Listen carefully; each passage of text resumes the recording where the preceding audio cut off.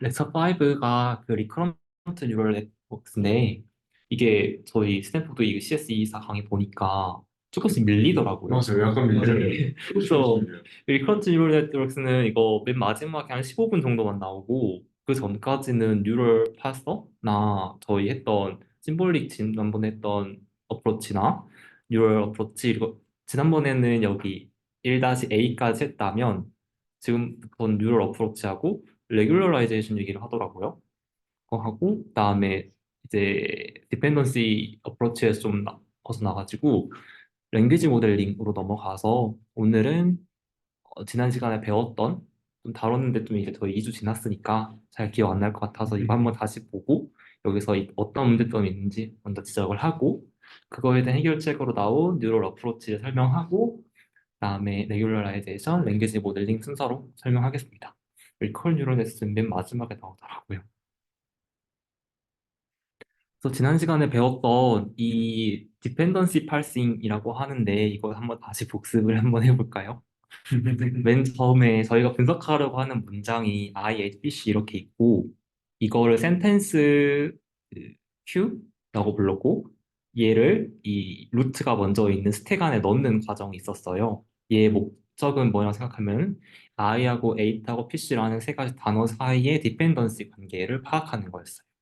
그래서 먼저 넣는 것을 여기 문장의 맨 앞에 있는 i를 이 스택 안에 넣어주고 그러면 스택에 i가 쌓이고 이 스택에서 어떤 운조 관계가 생겨날 수 있는지 left arc, right arc라고 표현했었는데 그 관계를 파악하고 만약 그런 관계가 없다라고 하면 또다시 센텐스 Q에서 A 이번에는 그 다음 단어인 A 다시 스택에 넣어주는 식으로 이루어졌었습니다. 혹시 제가 중간에 잘못 이해하고 있으면 언제든지 말해주세요. 그래서 I하고 8가 그 스택 안에 들어와 있으면 이제 둘 사이에 디펜던시 관계가 생긴다고 판단을 해서 아크라는 판단을 해요. 그러면 아크라는 판단은 뭐냐면은 I하고 8 사이에 디펜던시 관계가 어, I가 8에 디펜던트한 관계라고 생각을 하고 그다음에 이 8을 I를 빼줘요 바깥으로. 그래서 아크셋에 넣은다고 하는데 이 그림에서는 아크셋을 이런 식으로 A라고 표현을 했고 이 A에다가 I와 H 사이의 디펜던트 관계를 넣어주는 식으로 이해를 했습니다. 그다음에 그러면 스택에는 지금 I가 빠졌으니까 A가 빠진 게 맞죠? 네. 이렇게 A만 남고 A만 남고 A에서는 디펜던트 관계를 찾을 수 없으니까 그 다음 단어인 PC를 스택에 넣고 다시 이 8와 PC 사이의 디펜던시 관계를 파악을 해서 이번에는 PC가 8에 디펜던트 하다라는 식으로 아크셋에 추가를 하고 이 PC를 바깥으로 빼줍니다. 아크셋에 넣어주고 그렇게 한 다음에 마지막으로 남아있는 8가 루트에 디펜던트 하다라는 것까지 해서 이 관계까지 아크셋에 넣어주고 과정은 끝나게 됩니다. 제가 잘 설명한 게 맞을까요? 맞는 거. 약간 트리를 헷갈렸는데. 만드는 그런 네. 거잖아요. 네. 그래서 이런 식으로 디펜던트 관계를 찾는데, 이 지난번에 말씀해주신, 정리해주신 이게 단점이 이 피처가 바이너리하다 형태여서 스파스다는 단점이 있었어요. 그래서 어떤 거냐면 이 스택하고 센테스 PQ가 아니라 버퍼였구나. 버퍼를 표상을 할 때 이런 식으로 0, 1, 0, 1, 0, 1 이런 식으로 표상을 했었어요. 한다는 단점이 있었어요. 이 상태를 표상할 때 이러한 벡터를 쓰는데 이 벡터가 엄청나게 큰 차원을 갖고 그 원소는 0과 1이라는 바이너리였기 때문에 매우 스팔스하다는 단점이 있었습니다. 주로 어떤 그 바이너리. 이게 지금 여기 저도 이거 잘 파악 못했는데 그래서 combination of one or three elements from the configuration 이 configuration 자체가 스택하고 버퍼의 형태를 나타내는 것 같아요. 이 형태를 벡터로 표현한 벡터가 바로 피처인 것 같고 이 피처를 표현할 때는 이런 식으로 막 조건을 되게 많이 쓰는 것 같은데 스택에 있는 첫 번째 이거 맨 처음 읽어보면은 스택에 있는 첫 번째 월드가 굿이고 얘의 그 태그 POS 포지션 오브 스피치였나요? 네. 얘가 JJ였으면 여기에다가 뭐 특정 애를 0에서 1로 만들어준다. 이런 식으로 쓰는 것 같아요. 그러니까 약간 그래프를 행렬로 나타낸 그 구조인 거죠. 그래서 이게 되게 뭐 첫 번째 월드가 굳이 아니다라고 하면은 엄청나게 또 이 부분이 아니라 막 다른 부분을 만들어줘야 되고 하다 보니까 이 컨피규레이션을 피처라는 벡터로 만들 때 되게 많은 차원이 생기는 것이라고 저는 이해했습니다. 네, 있고요. 그다음에 두 번째는 인컴플리트하다는 건데 단어 순서에 따라 포착되지 않은 피처들이 존재한다.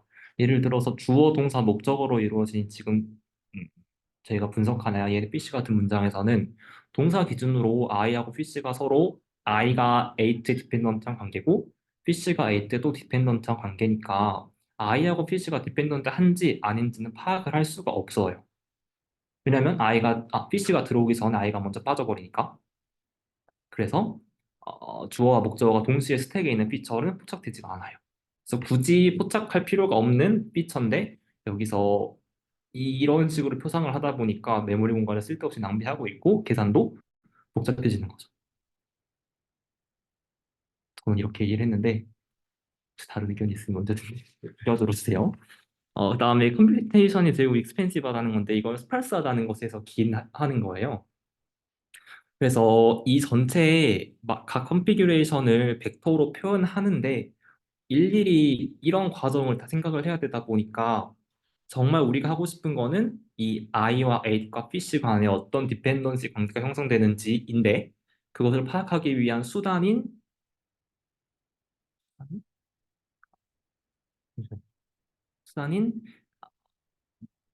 이 컴퓨테이션을 표상에 너무 많은 그 계산 과정을 소비하는 거죠. 그래서 이게 심볼릭 어프로치의 단점이고 카메라 켜져 있네요. 시작하겠습니다. 이제 켰네요. 네, 그래서 보면은 심볼릭 어프로치의 단점을 다시 요약하면은 얘가 스팔스하고 인컴플리트하고 익스펜시브하다라는 단점이 있었는데 이거를 해결하기 위한 시도로서 나온 것이 바로 뉴럴 어프로치입니다. 뉴럴 어프로치에서는 덴스하고 컴팩트하게 피처를 레프리젠트 한다는 게 주된 특징이에요. 그래서 저희가 그 월투백에서 배웠던 것처럼 그 각각의 문장에 있는 그 단어들을 D 차원의 인베딩으로 표현을 해요. 거기에 더해서 파트 오브 스피치 예를 들어서 아까 봤던 JJ나 뭐 NN 막 이런 관계도 D 차원의 인베딩으로 표현을 하고 각 디펜던시도 인베딩으로 표현을 해요. 근데 제 생각에는 굳이 이 D 차원이라고 하는 게 서로 이 D가 월드를 표현하는 인베딩의 차원과 POS와 디펜던시를 표현하는 이 차원이 서로 꼭 같아야 할 필요가 있는지 의문이 음, 들어가지고 전 구현할 땐 다르게 했었는데요. 굳이 얘보다 훨씬 작아도 될 것 같아요. 저도 그게 맞는 것 같아요. 뭐 이제 그냥 애초에 단어 자체를 뭐 D 플러스 5차원 이렇게 하고 네. 파트 스피치를 한 2차원으로 두고 이제 그 디펜던시를 이제 3차원으로 둔 다음에 그렇게 전체를 D 플러스 5로 그냥 해버려도 될 것 같은 그렇죠. 느낌이었는데. 네. 저 그래서 궁금한 게, 네. 그 워드 임베딩 같은 경우는 단어 자체를 이제 그 세mantics를 임베딩을 하려고 하는 거니까 그게 납득이 되는데 네. 얘는 문장에 따라서 같은 단어도 디펜던시가 완전히 다를 거 아니에요. 네, 맞아요. 그러니까 수식이 있을 때도 있고 없을 때도 있고 또 막 뭐 같은 단어가 이제 품사 통일될 때도 있고 네. 그런 것들을 다 각각의 문장에 대해서 각각의 스페이스를 형성을 하는 건지 아니면은 하나의 스페이스 안에 다른 단어가 막 생겨나는 건데. 어, 제가 파악하기에는 이 POS라는 것이라는 하나의 스페이스가 있고 거기 안에 막 JJ, BVJ, NN 막 이런 식으로 있는데 막 NN 같은 경우 막 영사는 서로 같은 종류의 막 명사끼리 비슷한 위치에 있고 막 형용사끼리 막 비슷한 위치에 있고 이런 식으로 파악을 하고 했었어요. 그래서 저희가 문장을 태깅할 때는 아, 인베딩 할 때는 S1이라는 것이 굿하고 JJ라는 걸 알고 있는데 이 JJ 각각의 스페이스가 다른 거죠. 이미 정해져 있고 거기에 끼워 맞춘다라는 식으로 이해를 했었습니다. 그 각각 끼워 맞춘다는 뜻이에요. 예를 들어 월드 임베딩 할 때, 음, 일종의 이게 임베딩이라는 게 룩업 테이블이잖아요. 네네. 하나, 예를 들어 워드가 있으면 이 워드에 대응하는 벡터에 표상한다 라는 네네. 식인데, PO에서 똑같이 JJ라면은 이 벡터에 표상을 한다라는 아, 식으로. 그러니까 단어를 임베딩하는 거랑 똑같은 구조로 지금 JJ끼리는 다 같은 임베딩을 가지고 있고 네네네, 맞아요. NN끼리는 같은 임베딩을 가지고 맞아요. 있고 저는 이게 제가 이해하긴 맞아요. 그런 그러니까 것 같은데요. 그 단어의 피처랑 네. 그러니까 단어의 의미적인 피처랑 그, 그 품사를 거의 같은 걸로 그러니까 예를 들면은 그 뭐라지 굴절어 같은 경우에 네. 그거 헷갈린다. 일단 뭐가 좀 분별됐다. 아니라 막 그렇게 그러면은 run 있으면은 네. running은 디펜던스가 좀 달라지잖아요. 그러니까 음, 그 run과 running의 그 디펜던시에 대한 차이가 임베딩이 돼 있는 거지. 왜냐면은 그러니까 월드 임베딩에서는 네. 그 킹과 퀸이 있으면은 막 맨과 음은도 이제 그돼 있어가지고 임베딩 돼 아, 맞아요. 있어가지고 그 차이를 더하고 뺄 수가 있었잖아요. 네. 그러니까 여기서도 그런 식으로 임베딩. 그렇다고 했어요. 임베딩을 그렇게 만든다기보다는 그렇게 만들어지긴 할 것 같은데 그러니까 네. 그런 식, 하다 그러니까 그 보면 결과물이 그게 맞는지. 네. 근데 그건 맞을 것 같아요. 어차피 그 런하고 러닝은 이제 그걸 쪼개갖고 임베딩하지 않는 이상은 사실 그 임베딩이 다를 거기는 한데 거기서 포지션 파트 오브 스피치 임베딩을 또 따로 했더니 그뭐 얘는 이제 그 런하고 러닝에 국한된 건 아니겠지만 얘네 둘 간의 관계랑 얘네 둘 간의 관계가 좀 비슷하긴 할 것 같다.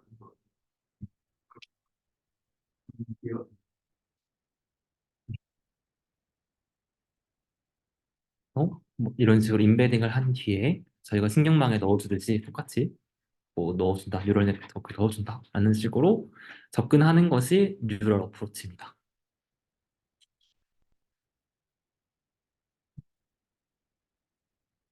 그다음에 이 논리니얼 클래시파이어인데, 저희가 뭐 딥러닝을 저는 처음 배울 때 무조건 활성화 함수를 써야 된다. 왜냐면은 리니어만 계속 쓰다 보면 어차피 하나의 리니어를 쓰는 거와 거의 뭐 비로 표현할 수 있다.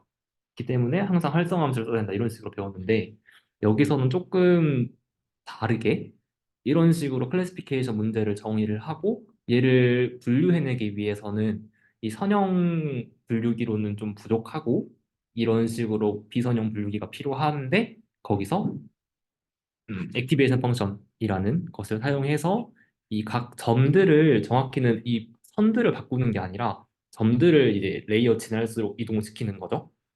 그래서 결과를 분석하다 보니까 이런 식으로 경계가 나눠진다라는 것으로 파악을 했었습니다. 그 뷰도 되게 좋은 것 같아요. 그 선이 움직인다기보다 그 그죠? 네, 점이 움직이는데 그 네, 약간 바운더리가 움직이는 게 아닌가. 진짜요? 그 정확히는 이제 그 데이터 포인트들이 레이어를 지나가면서 얘네가 공간 데이터. 안에서 막 여기로 갔다가 저기로 갔다가 해가 마지막에는 딱 이렇게 했을 때 여기랑 여기 다 있는 거잖아요. 네. 그래서 약간 이 평면 자체가 이렇게 구부러진다기보다는 이 데이터 포인트들이 움직인다라고 생각하는 게 약간 잘 설명한 것 같다라고 그래요? 생각이 들거든요. 근데 저는 당연히 이제 백프로게이션 하면서 웨이트가 변할 거 아니에요. 네. 웨이트가 변한다는 것 자체가 디시전 바운더리가 변한다고 생각하는 거예요. 이렇게 얘기하고 근데 그게 좀 보는 관점에 따라 다른 게, 전 디시전 바운더리 자체가 이제 점을 이동시키는 거라 생각하는 거죠. 이게 그, 디시전 바운더 업데이트 한다는 게 일단 레이어를 지나면서 가중치 곱해지고 바이어스 더해지고 하면서 이 값이 변하는 거라고 생각을 했었어요. 그래서 결국 취하는 거는, 마지막에 취하는 거 소프트맥스인데, 그 소프트맥스에 어떤 값을 넣어주냐를 이제 학습을 하는 거죠. 진짜 이거 강의 영상을 안 봐가지고 이렇게만 들으니까 네. 좀 이해가 안 되는 것 같은데. 아, 근데 약간 그거랑 그거랑 다르게 봐야 될 것 같은 게 그 디시전 바운더리가 움직이는 상황은 항상 이제 어떤 학습 과정에서 일어나는 거고 네. 그리고 어떤 그 데이터 포인트가 움직이는 건 학습 과정이 아니라 그 학습이 다 끝난 상태에서 아, 프로파게이션을 백 말고 그냥 그 피드포드로 그냥 갈 때 그때 이제 각 레이어에서 데이터가 움직이는 그런 아, 거라고.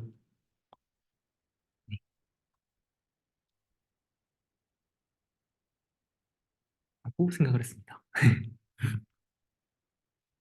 어, 그래서 코드 구현을 제가 아침에 급하게 했는데 조금이라도 도움이 될 수 있도록 보여드릴게요. 그래서 전체 구조는 이런 식으로 인베딩을 사용해서 어, 보캡 사이즈를 똑같이 인베딩하고 얘를 포지션 보캡 사이즈를 똑같이 포지션 인베딩 사이즈로 하고 레이블 보캡 사이즈를 똑같이 레이블 인베딩으로 했었어요. 그래서 각각의 이 표상하는 차원을 제가 아까 의문을 제기했듯이 D 차원으로 다 똑같이 한 게 아니라 월드는 월드 인베드 디멘션으로 하고 포지 그 포지션 오브 스피치는 이런 식으로 또 다른 인베딩으로 하고 레이블도 다른 식으로 다른 차원을 갖을 수 있도록 인베딩을 해주었습니다. 그래서 뭐 히든하고 드롭아웃은 이따가 설명할 테니까 넣었고 리니어를 통과시켜 줬는데 아크 헤드, 아크 디펜던시 그다음 아크 헤드, 레이블 헤드인데 얘는 이건 이거 그 강의에서 제공된 제가 쓴 거예요. 거예요. 제가 그냥 나 랩필들로 쓴 거예요. 근데 이러지 않을까 싶어가지고 그냥 써봤는데 그래서 반환하는 거는 이 헤드 스코어하고 디펜던시 스코어하고 레이블 스코어예요. 그래서 헤드 스코어 예시도 한번 보면은 기본 그냥 제가 임의로 다 넣었고 예시 입력 데이터로 이런 직접 식으로 보신 거예요. 그냥 네 해봤습니다. 아침에 힘들었어요. 그래서 그 월드 인덱스 넣고 포지션 투 인덱스 넣고 근데 사실 이 문장은 좀 유명하더라고요. 아, 그래요? NLP 공부하면은 한 번씩 보는 음, 이런 문장이긴 한데 그래서 크게 변환하는 거는 문장을 단어 인덱스로 변환하는 거 이것은 저희가 나중에 트랜스포머 할 때는 토크나이저 역할이죠. 이에요? 있죠? 네, 그래서 더를 막 1로 번역하고 픽을 2로 번역하고 이런 식으로 했었습니다. 그래서 그다음에 품사 태그도 이런 식으로 인덱스를 변환하고 의전 관계도 뭐 되게 많아가지고 그냥 일단 이런 식으로 긁어와서 있겠다 싶어서 총 18가지 관계의 의전 관계를 표현했었어요. 그래서 워드 텐서 표현하고 하고 파서라는 이 모델에 통과시켜 가지고 얻은 값을 각각 가지고 나서 프린트 한번 해봤더니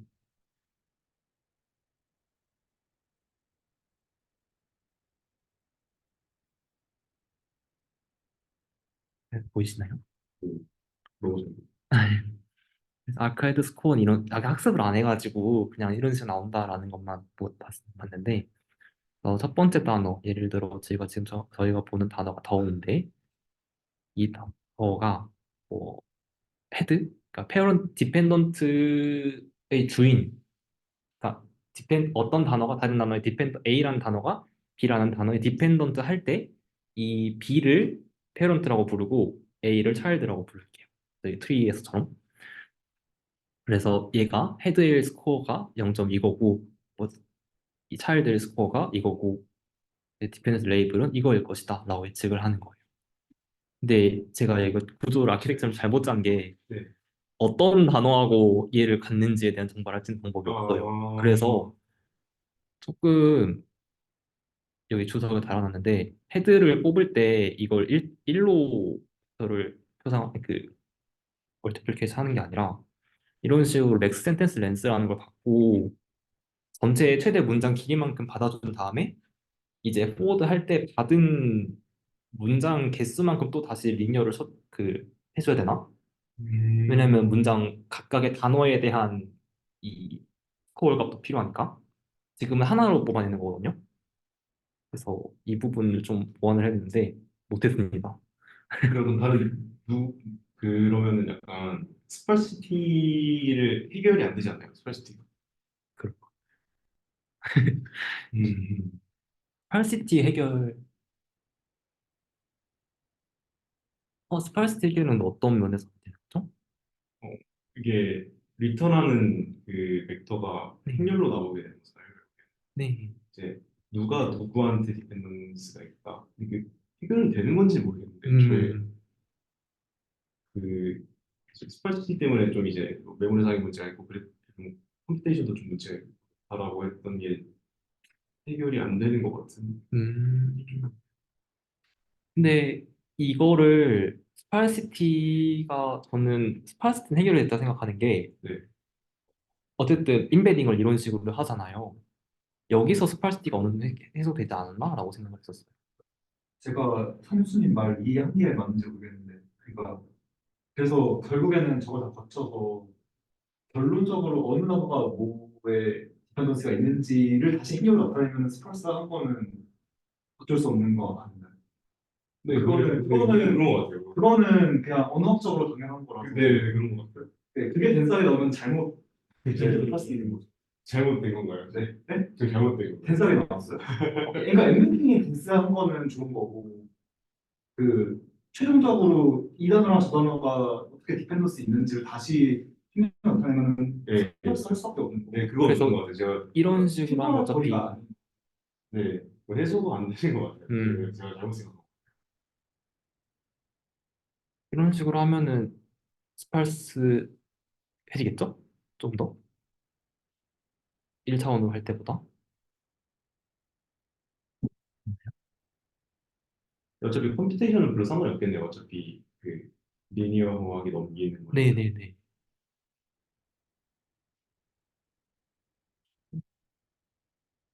오늘 해봤습니다. 이거 좀 더 발전시켜 주실 분들 다음 발표 때 해주시면 저도 올려주실 수 감사하죠. 있는. 네네네. 이 강의에서 제공되는 코드도 있어가지고 아, 그걸 그래요? 봤어. 네, 있어가지고 아, 그거랑 한번 비교해보고. 저 서탐하게 너무 처참해지는데요? 할 다른 수 관점. 있는지 몰랐네. 네.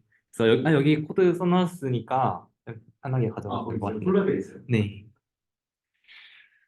그래서 정리를 하면은 원래 심볼릭하게 센텐스 버퍼하고 스택하고 아크셋을 통해서 디펜던시를 파악하는 방법을 이제 뉴럴한 어프로치로 하다 보니까 덴스하고 컴팩트하게 리프레젠테이션 할 수 있고 이제 넌 리니어리티를 가질 수 있다라는 것이 뉴럴 어프로치 장점이었어요.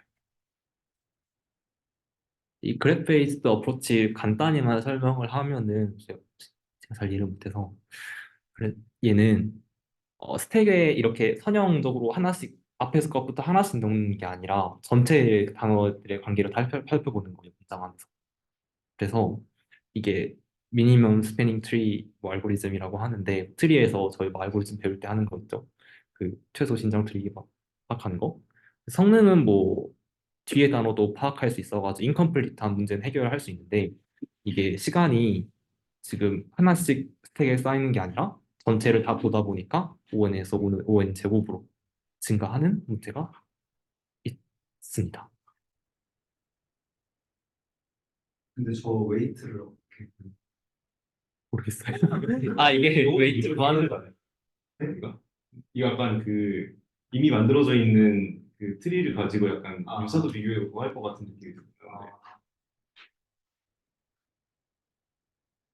태스크가 바뀌긴 한 거죠. 지금 팔다가 아닌 거죠 이제.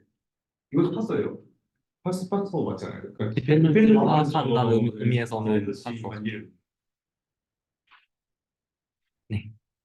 그래서 레귤러라이제이션 뭐 다 어느 정도 베이스가 있으니 아시겠지만 뭐 L2 레귤러라이제이션 파라미터에 제곱해가지고 얘가 하나에 너무 한 파라미터가 너무 커지지 않도록 제너럴라이즈 하는데 얘 이제 로스 펑션 구할 때 미분하면은 이제 세타가 내려오고 얘를 마이너스 해주니까 원래 세타가 양수였으면 좀 더 그만큼 줄여주고 음수였으면 이제 늘려주고 그런 식으로 0에 가까워지게 한 파라미터 너무 커지지 않게 조정해주는 그거가 있죠. 뭐 하고 그다음에 드롭아웃이 있는데 트레인 시점에 랜덤하게 일정 비율 뭐 L 유형 값을 0으로 만드는 보통 0.3에서 0.5 얘를 꺼놓는다고 표현을 하더라고요. 그래서 이런 영어로 만들고 이렇게 해서 얻을 수 있는 효과는 코어 어댑테이션 방지가 있는데 어느 한 예를 들어 지금 이 그림에서 이 뉴런하고 이 뉴런이 서로 의존 관계에 있어가지고 드롭아웃 전에는 얘 두 개가 뭉쳐가지고 막 하나의 뭐 결론 이렇게 얘기 전달해 주는 게 있었다고 해볼게요. 근데 만약에 드롭아웃을 해주면 얘가 꺼져 버리니까 얘만 남아가지고 이 의존 관계가 해소되는 거죠. 그래서 두 개가 뭉쳐가지고 되게 한 트레인 데이터에 스페시픽하게 막 분석하는 능력을 방지하는 효과가 있고, 그다음에 양상불 효과는 이런 식으로 하나의 지금 네트워크가 있는데 랜덤하게 꺼놓다 보니까 뭐 이런 식으로 배치마다 이런 식으로 다양한 뉴런의 분포를 가진 모델을 얻을 수 있고 그렇게 해서 얻은 모델이 최종적으로는 각각의 모델의 앙상블에 마치 갖는 효과를 가진다는 뜻에서 앙상블 효과를 갖는다고 생각했습니다. 그럼 마지막에 그렇게 여러 가지 경우가 나오면은 네. 다른 마지막 파이프라인에 그걸 다시 넣어서 한 번 더 바꾸나? 그렇죠. 항상 학습을 하나요? 마지막 파이프라인은 어떤 거죠? 그러니까 제 파이프라인을 다 거쳐서 네. 여러 가지 그 값들을 가지는 뉴럴 네트워크가 만들어진다면서요. 네. 그러면 항상불 효과가 있다고 하는 건 다 다른 답이 만약에 있으면 이상하니까 그걸 다 종합을 해주는 파이프라인이 있어야 항상불 맞아. 그 테스트 때는 다 켜놔요. 아, 대신에 이제 테스트 시점에는 이제 보통 0.5라고 하면은 지금 가중치 업데이트가 반만 켜놨을 때로 해놨으니까 웨이트를 반으로 줄여가지고 이제 2배 늘려준 거를 조정해주는 식으로 방상블을 하는 거죠. 다 켜놓고. 네. 예, 그리고 마지막에 새로 레이어를 붙인다기보다는 그 이렇게 트레이닝한 그 단계에서부터 그 마지막 레이어가 그런 식으로 학습이 될 수 있는 네. 방송들을 다 종합하는 방향으로 학습이 될 수 있는 네. 그래서 이 레귤러라이제이션 효과가 크게는 L2 레귤러라이제이션 있고 그다음에 두 번째로 드랍아웃 있는데 강의에서는 이니셜라이제이션 뭐 저희가 사비의 이니셜라이제이션이나 허 이니셜라이제이션 있죠. 그거 있고 옵티마이저 또 뭐 아담 있고 맨 처음에 SGD부터 시작해서 아담까지 넘어오고 아담이 평균적으로 성능 좋다라는 거 있었고 러닝 레이트 디케이는 맨 처음에는 러닝 레이트를 엄청 크게 높여가지고 좀 전체적으로 잘 이동할 수 있게 한 다음에 얘를 조금씩 학습을 따라서 줄여주며 가지고 이제 국소점에서도 잘 수렴할 수 있게끔 해준다는 것이 있는데 파이토치에서는 저는 계속 nn.linear만 쓰다 보니까 따로 이니셜라이저를 해준 게 생각이 없더라고요. 그래서 어떻게 이니셜라이저를 하는지 궁금해가지고 사비에를 유니폼을 쓰죠. 맞아요. 그래서 타이밍이 그 허 유니폼인데 아, 보면은 아까 제가 봤던 코드가 아까 썼던 코드를 그냥 VS 코드에 옮겨놨는데 그 목적은 이 디버깅 하기 위한 얘는 좀 리니어 안에 브레이크 포인트 찍어두고 들어가 볼게요.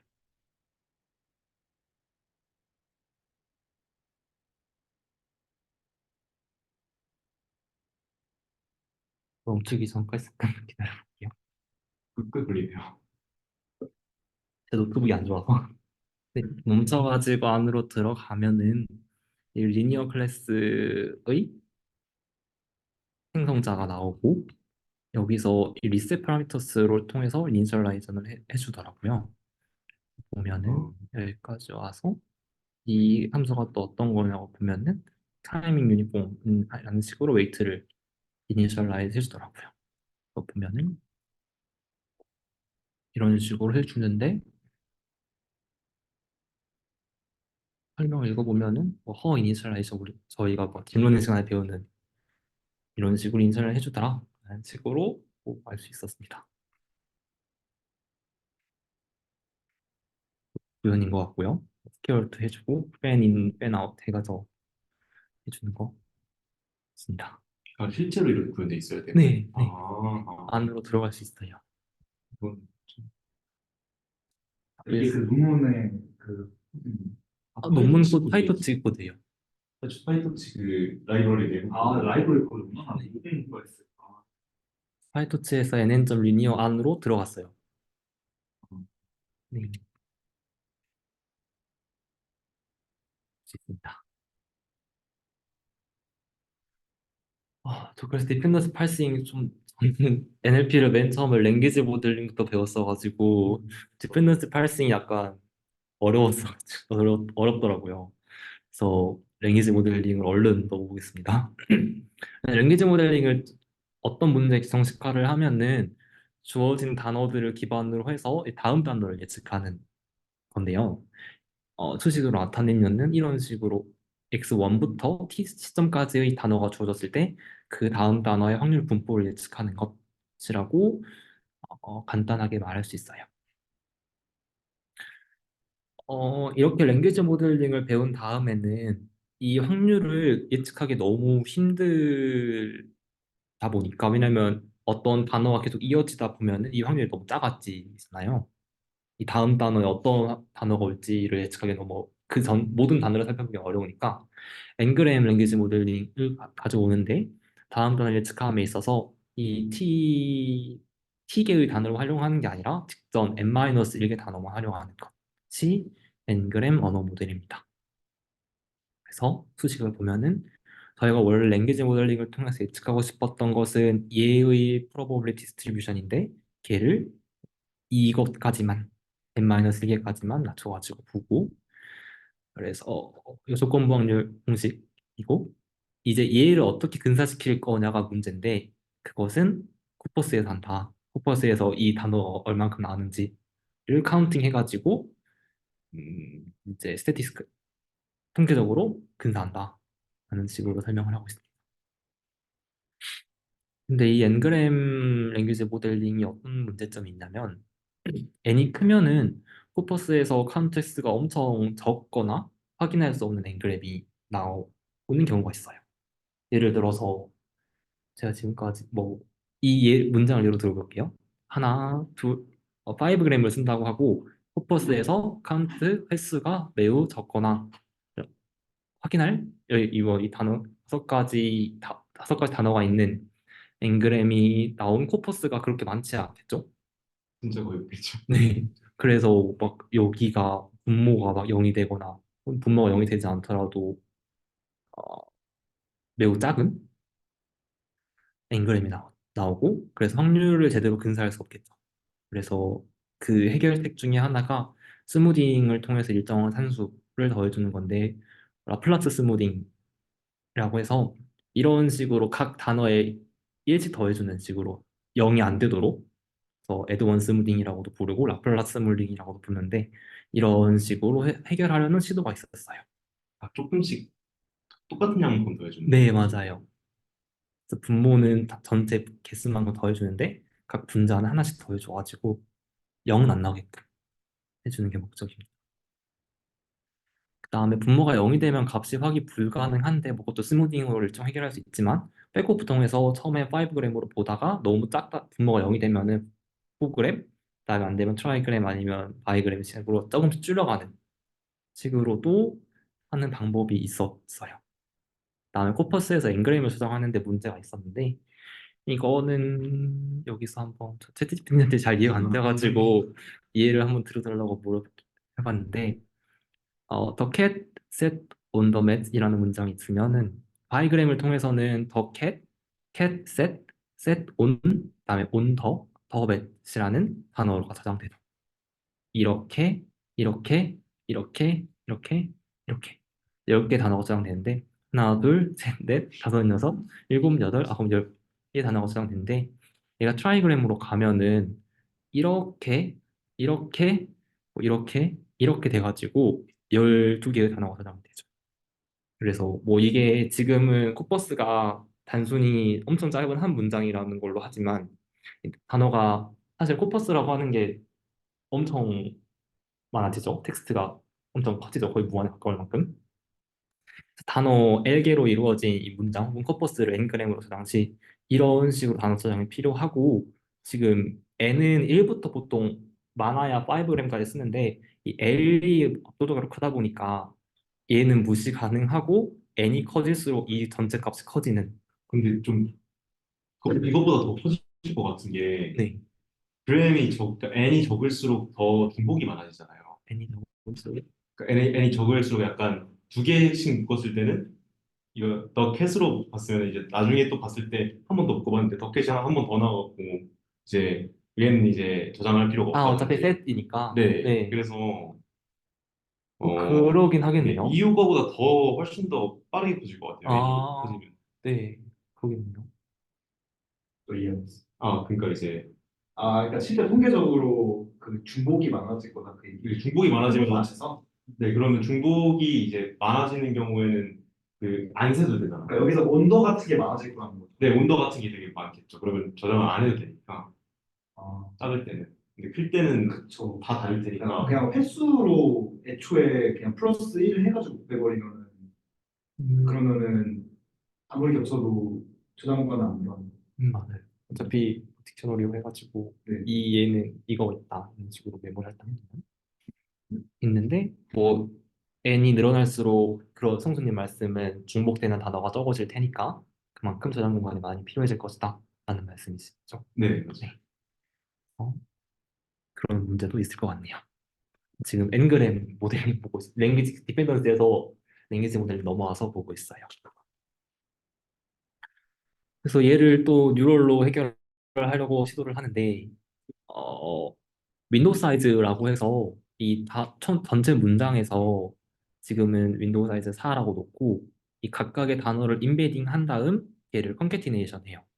그래서 걔를 이 가중치 곱해가지고 이 가중치 곱하는 것은 또 신경망 통과시켜나는 것이겠죠? 그래서 히든 레이어 이런 식으로 하고 바이오스 더해주고 활성화함 수치해준다. 그런 게 있고 어, 그래가지고 최종적으로 서포트 맥스 함수를 통해서 꺼내놓은 게 이 디스트리뷰션인데 이 디스트리뷰션은 다음 단어에 대한 확률 분포예요.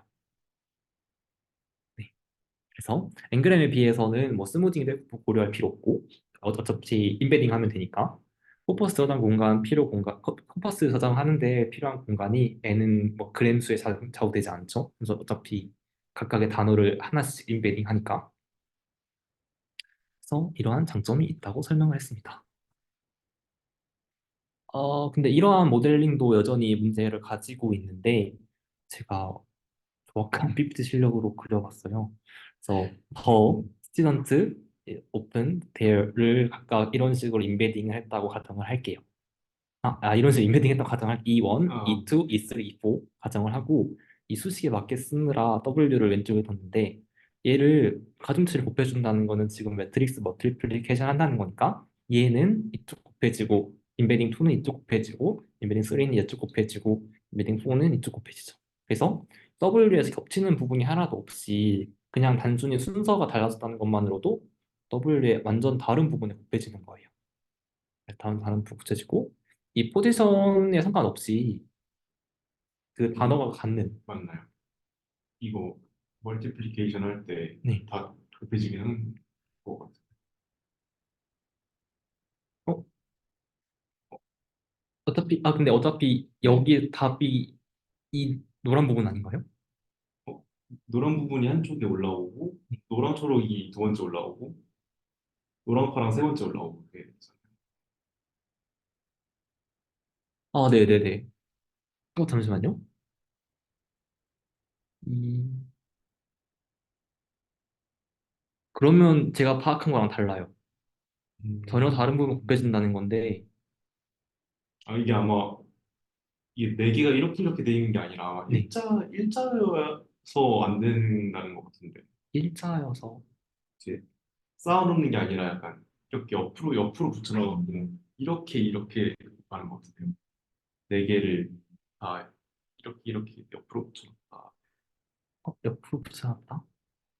근데 그 옆으로 쓰는 게더 스튜던트 오픈돼요. 그거를 E1, E2 있을 거 이렇게 일렬로 나열 그 뜻이. 그런 것 같지 않나요? 저는 그러니까 이해 둘다 그러니까 W랑 E랑 둘 다 하나는 이거 하나는 이거 한 줄짜리 아니에요. 아 1행 1줄짜리 아니에요. 네, 맞아요. 네, 그런 것 같아요. 이렇게 쭉 이어지는 식으로 말씀하시는 거죠. 그러면 네, 말씀해 주신 게 맞게 되는 거. 네. 제가 그림을 잘못 그렸네요. 그림을 그리는 집중하느라 뭔가 중요한 맞는지 검증을 안 했네요.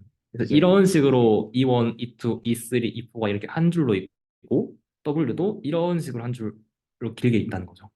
네. 그래서 곱해지다 보니까 특정 부분만 곱해지는 식으로 어, 그림을 수정했겠습니다. 그래서 포지션 인디펜던트한 특성이 반영 불가능해지고 그다음에 인풋 월드 처리에 시메트리가 없다. 뭐 순서에 따라서 그 변하지 않는 단어의 특성도 있잖아요. 이게 W에 전혀 다른 부분 곱해지다 보니까 반영이 안 되는 식으로 문제가 발생을 하는 게 저희가 기존에 봐왔던 피드포워드 네트워크랑 랭귀지 모델링이 조합됐을 때 생겨나는 문제점이에요. 그래서 이거를 해결하기 위해서 순서도 어느 정도 고려하면서 그렇다고 너무 순서에만 디펜던트 하지 않도록 이게 지금 큰 문제였죠. 얘를 하나의 W를 단어 혹은 토큰 단위로 반복해서 활용하자는 게 RNN의 탄생 배경입니다. 그래서 강의에서는 마지막으로 이 리커런트 URL넷을 설명을 하는데요. WH하고 이 WH하고 WE를 반복적으로 사용하는데 그렇게 함으로써 똑같은 이 가중치가 곱해지죠. 그러다 보니까 순서에 지나치게 디펜던트한 문제가 해결이 되고 어느 정도 해결이 되고 그 이전 히든 레이어의 값인 HT1-1을 다음 레이어에 이렇게 HT를 기준하는 과정에 전달함으로써 순서를 뭐 그렇다고 지나치게 고려하지 않는 것도 아니고 어느 정도 고려를 하는 식으로 문제를 해결하고 있습니다. 그래서 장점이라고 하는 것은 인풋이 많이 길어져도 어차피 이렇게 곱해지는 과정을 계속 반복하면 되니까 활용 가능하고 이전 히든 스테이트 정보를 다음 스테이트 계단에 활용할 수 있다는 식으로 순서 정보를 좀 더 반영할 수 있다라는 것이 장점인데 단점으로는 어차피 계속 이거는 한번 매트릭스 멀티플리케이션처럼 한 번에 딱 패러렐하게 못 하잖아요. 시퀀셜한 처리가 필요하고 시간이 오래 걸린다는 단점이 있습니다. 그리고 실제로 보니까 이전 타임 스텝 정보인 HT-K 그러니까 뭐 1, T-1, T-2 이런 식으로 뭐 K가 늘어날수록 그 정보를 잘 활용을 못하는 현상이 발견되더라고요. 이게 RNN의 문제였습니다. 네, 여기까지 발표를 하고 마치도록 하겠습니다.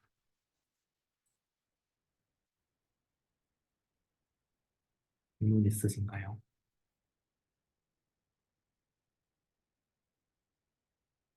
드리실